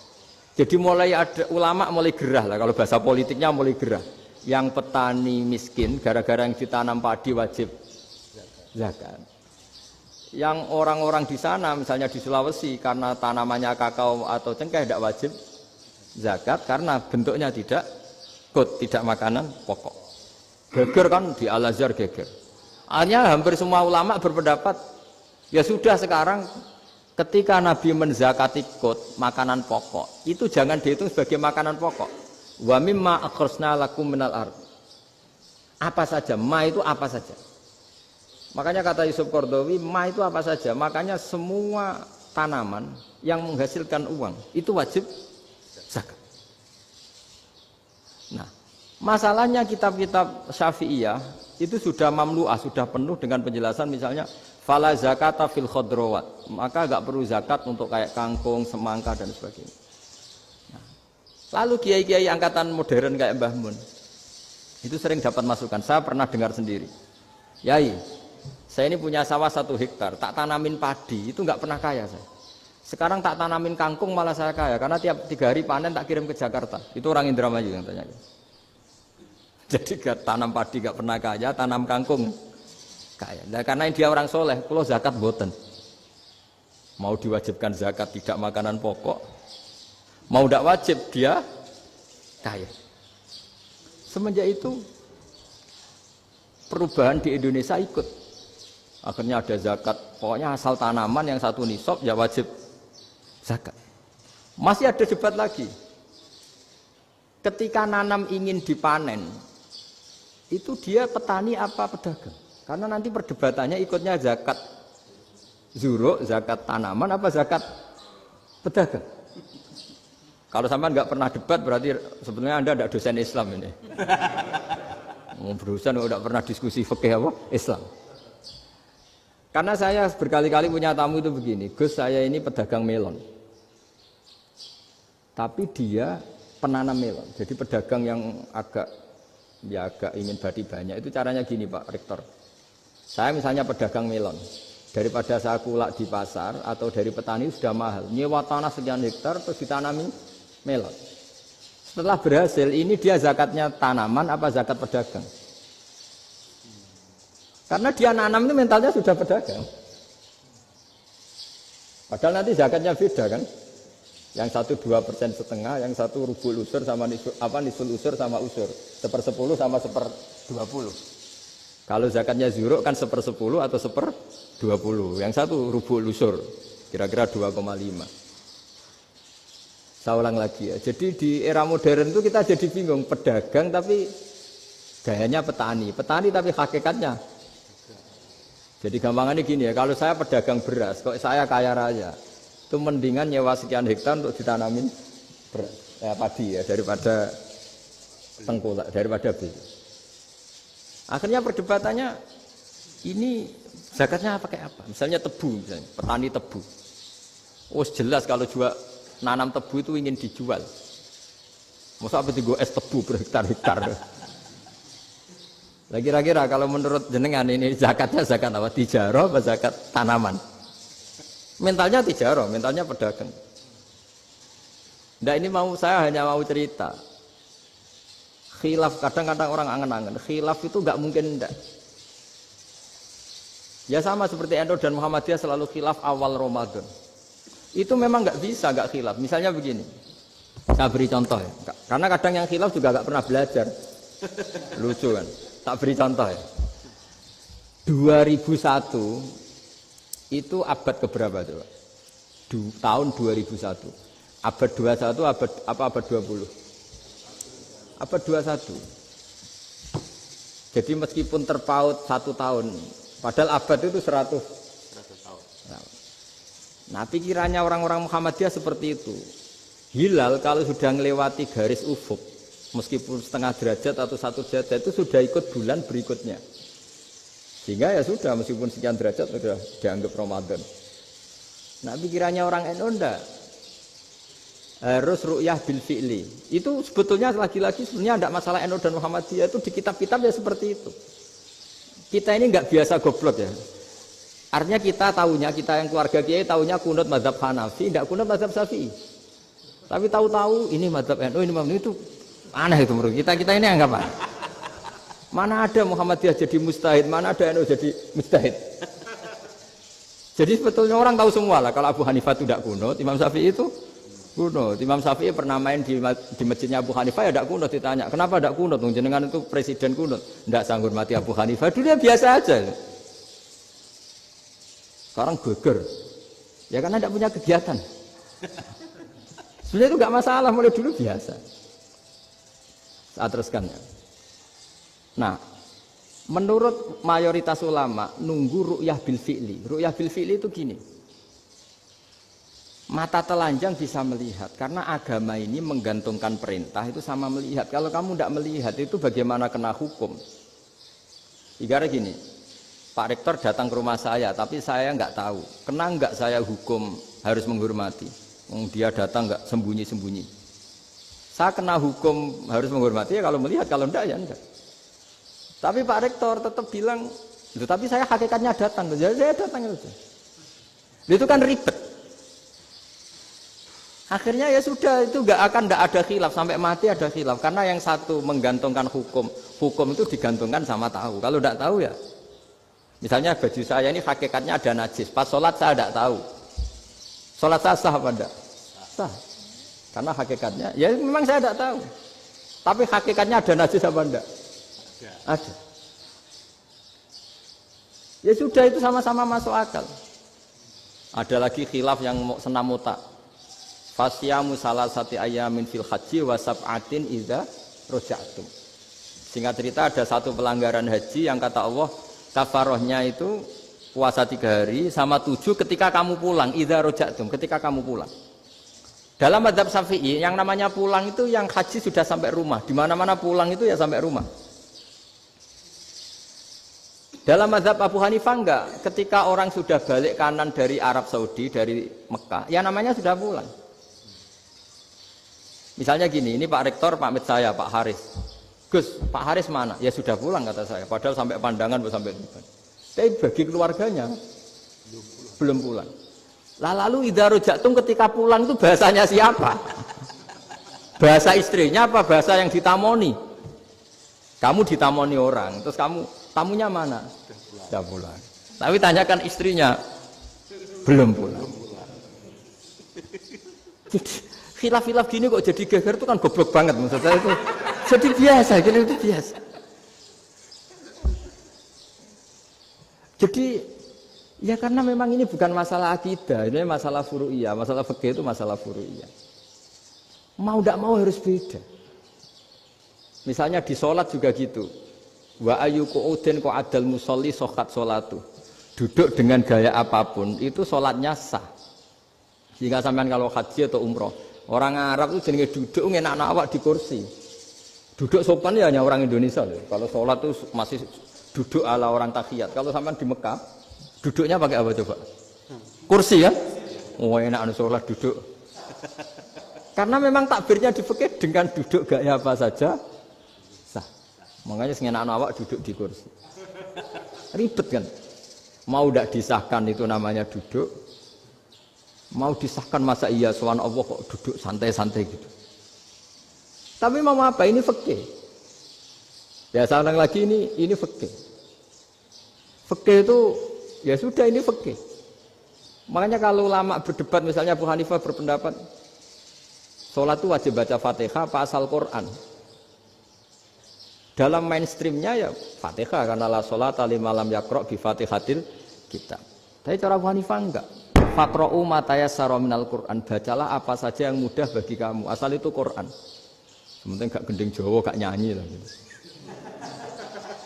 Ya sudah mau apa coba? Jadi ya susah memang kalau fikih itu ya sudah seperti itu. Ada lagi yang masih ekstrim misalnya. Yang namanya menyembelih hewan itu gimana coba? Dari hidup ke mati, apa pasti mati disembelih? Cara mazhab Imam Syafi'i yang namanya menyembelih, itu penyembelian harus menjadi sebab kematian. Itu yang sah. Saya lagi, penyembelian menjadi sebab kematian yang syar'i. Sehingga beliau mensyaratkan hewan yang disembelih ini masih punya hayatun mustaqirrah. Punya kehidupan yang normal. Sehingga kalau nggak disembelih ya hidup. Sehingga kalau ada hewan ketabrak truk kejet-kejet, mesti mati ini buat sembelih. Itu nggak sah, karena nggak usah disembelih ya wes mati kan. Karena ini hanya nunggu koordinasi Israel kan, dia kejet-kejet itu kan prosedur itu. Tapi tidak disembelih pun mati. Tapi cara mazhab Malik enggak. Pokoknya anggere jek duwe nyawa jenenge kewan urip.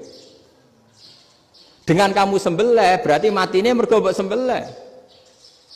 Meskipun nanti ya enggak usah disembelih ya mati. Coba hitung secara ilmu matematika.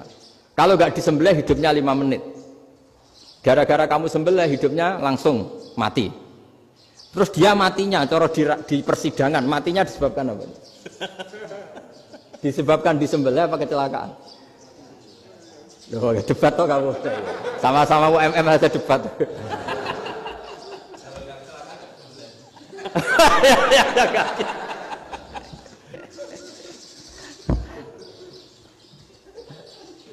Loh, saya pernah masalah ngalami nyata itu. Saya jalan-jalan sama anak saya pakai motor. Sampai di jalan raya gitu ada ayam jago ketabrak mobil, kejet-kejet. Orangnya tanya, "Gus, ini halal tau ora?" "Wis kanggo kon halal."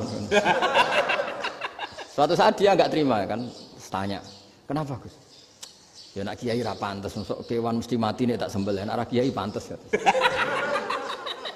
Karena aku tahu kamu tuh gak kiai, mesti motifnya itu mergo jago, jajal cilik gak mau tak kokno. Adekan ayam itu bayi kan gak ditanyakan. Kejet-kejet mati rak lah wong cilik wae. Tapi masalahnya ini kan jago. Eman itu. Tapi secara fikih pertanyaannya tadi. Hewan yang sudah tidak punya hayatun mustaqirrah, dia hanya punya al-hayat al-ittiroriyah. Dia punya harokah ittiroriyah. Dia mati kejat-kejat, memang prosedur mati harus seperti itu. Mbok kecelakaan kayak apa, kalau mati kan kejat-kejat dulu. Nah ketika kejat-kejat ini pertanyaannya ini kan hidup apa mati namanya? Enggak, namanya hidup apa mati? Pas kejat-kejat itu. Hidup. Cara Imam Malik itu hidup. Ya sudah, kalau hidup disembelih ya halal. Karena misalnya nanti kalau nggak disembelih, matinya kan 2 menit lagi. Gara-gara disembelih mati sekarang. Tetap penyebab kematian itu nyembelih. Penyembelian ini sebab kematian. Tapi kalau Imam Syafi'i enggak, cara berpikir wes nemen, paling roh besok kaget langsung mati. Kalau gitu berarti kamu nyembelih barang mati. Jadi fikih itu kadang unik. Makanya ketika ngitung fikih itu unik ya. Orang keluar mani wajib apa? Mandi kan? Terus Imam Syafi'i ditanya, kenapa kalau orang lahir kelahiran juga harus mandi? Namanya nifas. Fa innal walada waliyun munakidun. Ya, anak ya mani yang menggumpal. Bedanya apa anak dengan mani itu? Jadi fikih itu kadang lucu. Di rumah-rumah tenan juga lucu. Keluar mani wajib mandi. Berarti kalau keluar anak ya wajib mandi karena hakikatnya anak adalah mani yang mengkristal. Terus usia sudah didusan macam-macam itu kan hakikatnya mani. Itu fikih. Nah terus ditanya, kenapa kalau lahir langsung mati tidak wajib disolati? Ya jawabannya Mas Syafi'i lucu. Di mana-mana sholat itu nyolati mayit. Yang namanya mayit itu pernah hidup terus mati. Kalau itu tidak mayit ya sudah. Jadi kadang, nah iya kan disebut sholat mayit. Yang namanya mayit itu apa? Pernah hidup. Pernah hidup. Nah ini kan tidak pernah hidup. Maka ya sudah seperti itu. Jadi nggak khilaf itu nggak mungkin. Nah kalau qit'atul lahmin, kalau hanya potongan daging, mungkin wah itu tidak manusia karena qit'atul lahmin. Sekarang pertanyaannya, kalau sudah berbentuk manusia, meskipun tidak pernah hidup, nah ini mulai perdebatan karena melihat tidak pernah hidup itu nggak memenuhi syarat, tapi melihat ini sudah suratu adamiyin, bentuknya sudah. Nah kira-kira gitu perdebatan fikih. Makanya dulu awal mula zaman sahabat itu sudah debat. Masyhur kan Nabi ada kontingen ke Bani Quraidah. Ya kalau kira-kira saya minta Pak Rektor kamu jangan kalau ke Malang jangan sholat asar kecuali sampai Tuban. Sebelum Tuban ternyata matahari mau tenggelam. Terus Pak Rektor milih, wah sudah sholat di Bulu. Padahal belum Tuban. Padahal saya bilang jangan sholat asar kecuali di Tuban. Yang Pak Haris enggak, tetap sholat di Tuban meskipun matahari sudah tenggelam. Karena Nabi menyebut Tuban. Singkat cerita, zaman itu kan Bani Quraidah. La tusolliyanal asra illa fi Bani Quraidah. Kalian semua jangan sholat asar kecuali sampai Bani Quraidah. Ternyata di tengah perjalanan matahari sudah mau tenggelam, kira-kira kurang 2 menit atau 3 menit. Sahabat-sahabat, sudahlah kita sholat asar di sini. Kalau sampai sana pasti sudah tenggelam, separuh sholat. Yang separuh enggak, kata Nabi harus di Bani Quraidah. Ya sudah nunggu di Bani Quraidah meskipun matahari sudah tenggelam. Singkat cerita 2 kelompok ini matur, ya Rasulullah kita ngalami ini perdebatan gini-gini. Di semua riwayat di hadis-hadis sahih disebut falam yu'annif wahidan minhuma. Nabi tidak menyalahkan salah satunya atau enggak menyalahkan dua-duanya. Itu bahasa Indonesia juga ribet, yang benar gimana itu? Enggak menyalahkan salah satunya, apa enggak menyalahkan dua-duanya? Gimana bahasa benarnya? Salah satunya. Salah satunya itu dua-duanya? Ya. Enggak, kalau bahasa Indonesia tidak menyalahkan Kedua-duanya. Kedua-duanya apa salah satunya yang benar? Kedua-duanya. Kedua-duanya. Bahasa Indonesia itu ya kadang ruwet ya. Orang pinter kayak Pak Habibie itu namanya ya orang luar biasa. Nanti sekolahnya orang-orang idiot itu ya sekolahan luar biasa. Orang pinter banget bahasa Indonesianya ya luar biasa. Kalau sekolah untuk orang-orang yang idiot juga luar biasa. Jadi kalau dipuji luar biasa itu gak jelas ini luar biasa ya. Gak jelas kadang bahasa kita ini kadang ya gak jelas. Nah itu gak menyalahkan dua-duanya apa salah satunya? Keduanya. Tidak menyalahkan kedua-duanya. Misalnya dibahasakan nggak menyalahkan salah satunya, benar apa salah? Benar, benar. Kalau ya sudah benar semua. Jadi itu bukti bahwa ijtihad itu boleh. Saya ulang lagi, bukti bahwa ijtihad itu boleh. Padahal ini jelas, yang satu harus sholat asar, padahal matahari sudah tenggelam. Makanya di antara fikih unik itu begini. Saya ulang lagi fikih unik. Saya menyaksikan betul ketika ada orang tanya Mbah Mun saya ini Kopassus. Kadang latihan itu sampai waktu zuhur habis. Saya harus bagaimana? Jawabnya Mbah Mun itu unik. Sementing ojo ngosor sholat. Engkau yojo niat jamak. Atok kodok katanya. Singkat cerita terus orang ini diskusi sama saya karena ini ya alim pernah mondok. Kenapa kosor tidak boleh? Karena kosor itu ekstrim, merubah bentuk sholat dari 4 menjadi 2. Maka alasannya harus jelas. Harus jelas itu orang yang latihan di Kopassus itu kan dia sudah berasrama di situ. Berarti dia sudah tidak musafir karena asramanya di situ, sudah mukim. Kalau dia kosor itu merubah bentuk sholat dari 4 menjadi 2. Merubah itu ekstrim. Tapi kalau dia qadha itu hanya mengakhirkan sholat dari waktunya. Kira-kira kalau kamu jadi malaikat, ekstrim mana? Merubah sama menunda? Ekstrim merubah kan? Karena 4 menjadi 2. Terus ojo jamak takdim, tapi jamak takhir. Itu juga penting. Bagi pengkaji fikih itu penting.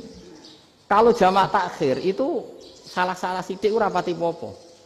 Kenapa? Kan mirip duhur qadha. Kalau jamak takhir kan. Tapi kalau jamak takdim asar kok di waktu duhur, ekstrim mana?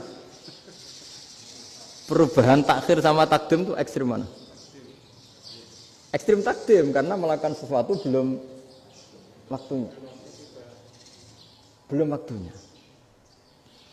Jadi itu memang ya memang tadi kajian-kajian fikih itu memang unik. Karena bagi ahlinya, saya ulang lagi, tapi ini saya ulang lagi bagi ahlinya. Makanya ketika Nabi menjamak sholat ketika nusuk, ketika haji itu kata Imam Syafi'i lis safar. Karena Nabi pergi jauh karena rumahnya Madinah. Tapi resikonya fatwa itu adalah orang Mekah nggak boleh jamak karena kawasannya nggak sampai 90 kilo lah kalau sekarang mungkin.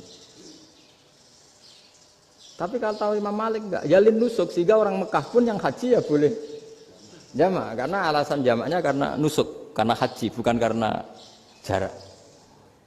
Terus diteruskan lagi. Kalau karena pergi boleh jamak, memangnya pergi itu kenapa? Karena repot. Nah itu masalah kan masyakoh. Nah, terus mulai ada orang-orang yang ngawur kan, resepsi jamak, ribet. Wes resepsi duit utangan kan capek. Wah itu sudah jamak. Ribet kan. Jadi kalau sudah illatul hukmi itu sudah mesti bikin masalah. Kalau sudah illatul hukmi itu pasti bikin masalah. Nah, pertanyaannya, jamak itu masih gampang karena bentuknya sholat masih 4. Yang ekstrim kalau qasar karena bentuk sholat 4 menjadi 2. Maka kata Mbah Mun pesennya, nak kue ra mesti bener, jika alasan itu tidak mesti benarnya. Pokoknya sementing tidak qasar katanya. Juga tidak jamak takdim karena qasar ini kan merubah bentuk sholat kan ekstrim. Jamak takdim juga ekstrim karena mendahulukan sholat sebelum waktunya. Kalau jamak takhir kan biasa, kalaupun salah kan mirip kodok. Ya mirip kodok biasa kan. Nah ini saya cerita, jadi fikih itu bagi ahlinya itu memang punya konsekuensi yang seperti itu. Makanya pertanyaannya misalnya bagaimana hukumnya penyembelihan lewat mesin? Ya, ribet kan? Bagaimana nyembelih dari apa ini? Belakang. Saya baca di kitab-kitab nyembelih dari belakang itu ya hukumnya tetap boleh asal apa itu hulkum dan mari itu terpotong. Tapi pertanyaannya, jangan-jangan ayamnya sudah kaget dulu karena uratnya ini. Makanya perlu ditanya ahli medis, setelah uratnya tercabut ini jangan-jangan sudah berstatus mati. Kan potensi ketika dipotong dari sini, potensi sudah berstatus mati. Makanya, nah kalau misalnya menyembelih dengan dibuat itu langsung mati gimana? Itu tetap ada dokhtoh, kalau dalam bahasa fikih dokhtoh. Dia terkaget, bek gitu, ada dokhtoh karena nggak bisa bernafas terus mati, berarti kelangsungannya bangkai. Jadi orang yang pengkaji fikih itu ya seperti itu, memang itu yang ditekuni. Tapi kita sebagai orang awam ya tadi, nak sing kecelakaan itu wedhus, ayam jago ngeman, tapi nak pitik cilik ikhlas.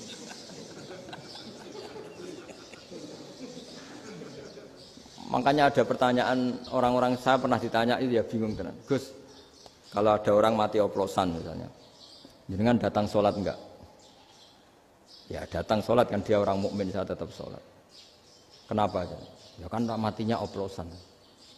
Tapi andaikan tokoh yang mati, kamu sholat enggak? Ya sholat kan dia tokoh. Jadi ribet. Fikih itu ribet. Makanya Imam Nawawi nanti ngendikan gini.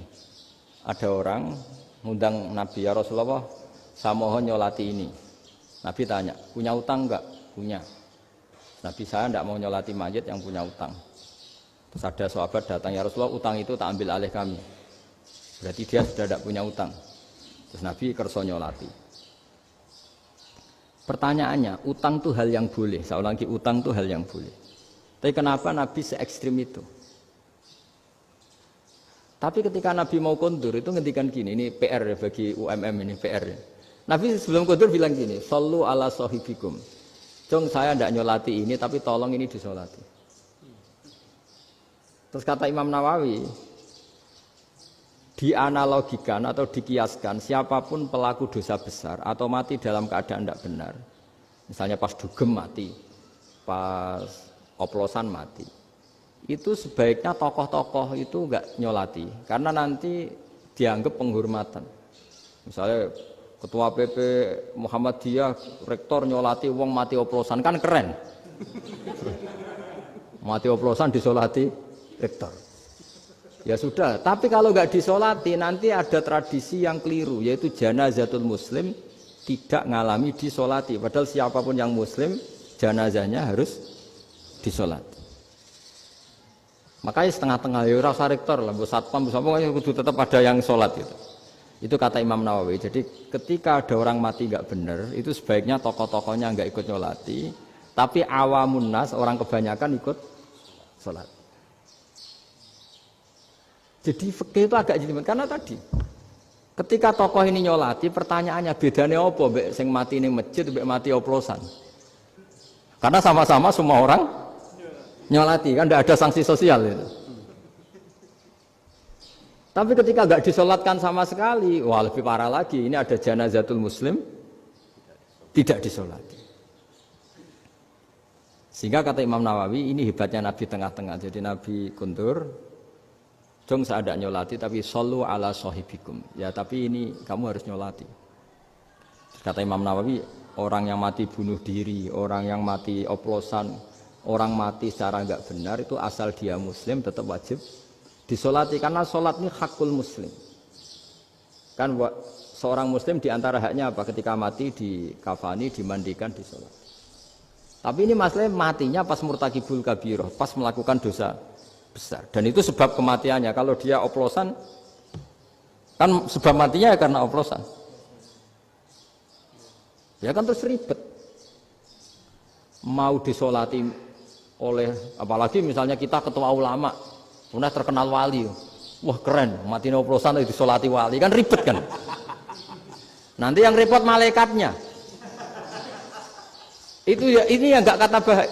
Saya pernah baca kitab itu yang repot malaikatnya. Itu ada yang bilang gini, orang yang punya hutang itu pasti nanti hisabnya berat, diaudit malaikat sampai bisa nyaur hutangnya. Sementara malaikat kena konstitusi, kalau Nabi mendoakan harus mustajab. Ini kan ada dua hukum yang berlawanan. Sekali Nabi berdoa, wa maghfir lahu warhamhu, itu harus dituruti malaikat. Nggak boleh doanya Nabi nggak dituruti malaikat. Sementara aturan Islam juga harus dituruti, bahwa orang yang punya utang harus tersandra oleh hutangnya. Tapi nak sing dunia Pak Haris kan, nggak TN, nggak ngefek gitu. Jadi misalnya Pak Haris dungo sampai nangis wa maghfir lahu, nggak ngefek. Malaikat nggak itu, nggak sudah lah Ustaz. Tapi kalau Nabi yang berdoa kan harus dituruti, ini masalahnya kan itu. Nah kalau diturutin berarti hutangnya harus bebas. Padahal secara aturan harus tersandra karena punya hutang. Nah, nanti sama kalau yang mati oplosan ini yang doain wali, kok wali sampai Allah maghfir lahu. Doanya wali kan harus terkabul. Sementara secara hukum dia harus kena sanksi karena oplosan tadi. Daripada ngerepotno malaikat, sudahlah wali-wali ini tidak usah ikut nyolatin. Yang nyolati ya orang-orang nggak jelas ini sehingga kan malaikat kan santai aja kalau mau nyiksa. Loh tapi kan sudah didoain, gak ngefek. Karena doanya orang-orang nggak penting. Itu ada tuh di sarah Muslim itu. Di sarah Muslim di bab ketika Nabi ngintikan babu qauli Rasulullah sallallahu alaihi wasallam sallu ala sahibikum. Jadi belajar fikih itu asik. Karena tadi harus dipelajari. Kalau enggak ilmu ini hilang. Terus nanti takutnya lagi ilmu fikih itu direduksi sosial. Misalnya gini, pepe wong cilik wae kiai-kiai ra gelem nyolati. Orang melihatnya ini karena yang oplosan wong cilik om larat ra disolati. Jajal bupati ya disolati, mergo amplope gede-gede kan terus ruwet kalau dianalisis gitu kan ruwet. Makanya kenapa saya harus ngomong fikih supaya semuanya itu enggak didudukkan urusan sosial itu. Nah kalau semuanya didudukkan sosial kan sentimennya sentimen sosial. Ribet. Padahal yang sering mati oplosan itu kan wong-wong cilik gitu loh karena tadi. Kalau wong sugih kan pakai whisky yang mahal yang insya Allah tidak mati kan gitu. Yang mati kan ya mergo Pertos macam-macam itu kan. Artinya ini kalau nggak diterangkan secara fikih, kiai-kiai yang nggak datang dikira masalah sosial kan. PP salam tempel era gede terus nggak datang kan terus jadi ribet. Ya makanya ini apa lewat pengajian ini supaya sampean lebih tahu ya bahwa khazanah Islam ini kata beberapa ulama kafatal linnas, maknanya semuanya sehingga Allah akan mentakdirkan kajian Islam akan ada di seluruh dunia. Jadi kenapa IAIN marak di Indonesia, UMM, Universitas NU banyak? Karena agama ini kafatal linnas, tidak miliknya orang Arab, tapi milik semua. Orang alimnya juga gitu. Ketika ada liga alim seluruh dunia, itu orang Indonesia, orang Afrika, ya selalu ada orang alim yang kelas dunia. Seperti dulu ada Imam Bukhari, itu as-sakhul kutub ba'da kitabillah. Kitab terbaik setelah Quran itu Bukhari. Padahal dikarang oleh orang Uzbek. Kata siapa? Islam As-Sobyan, orang Arab ngakui kalau kitab paling sahih itu Bukhari. Mekah Madinah pun ngakui kalau kitab paling sahih Bukhari. Padahal pengarangnya ada orang Arab. Orang mana? Uzbek. Imam Ghazali yang diakui seluruh dunia itu Atos itu ikut Persia. Juga bukan orang Arab. Sibawah, ya orang Persia. Nah ini yang belum ada orang Malang ini, tinggal PR ini. Ya, nyusul ya. Ya, saya kira demikian. Assalamualaikum warahmatullahi wabarakatuh.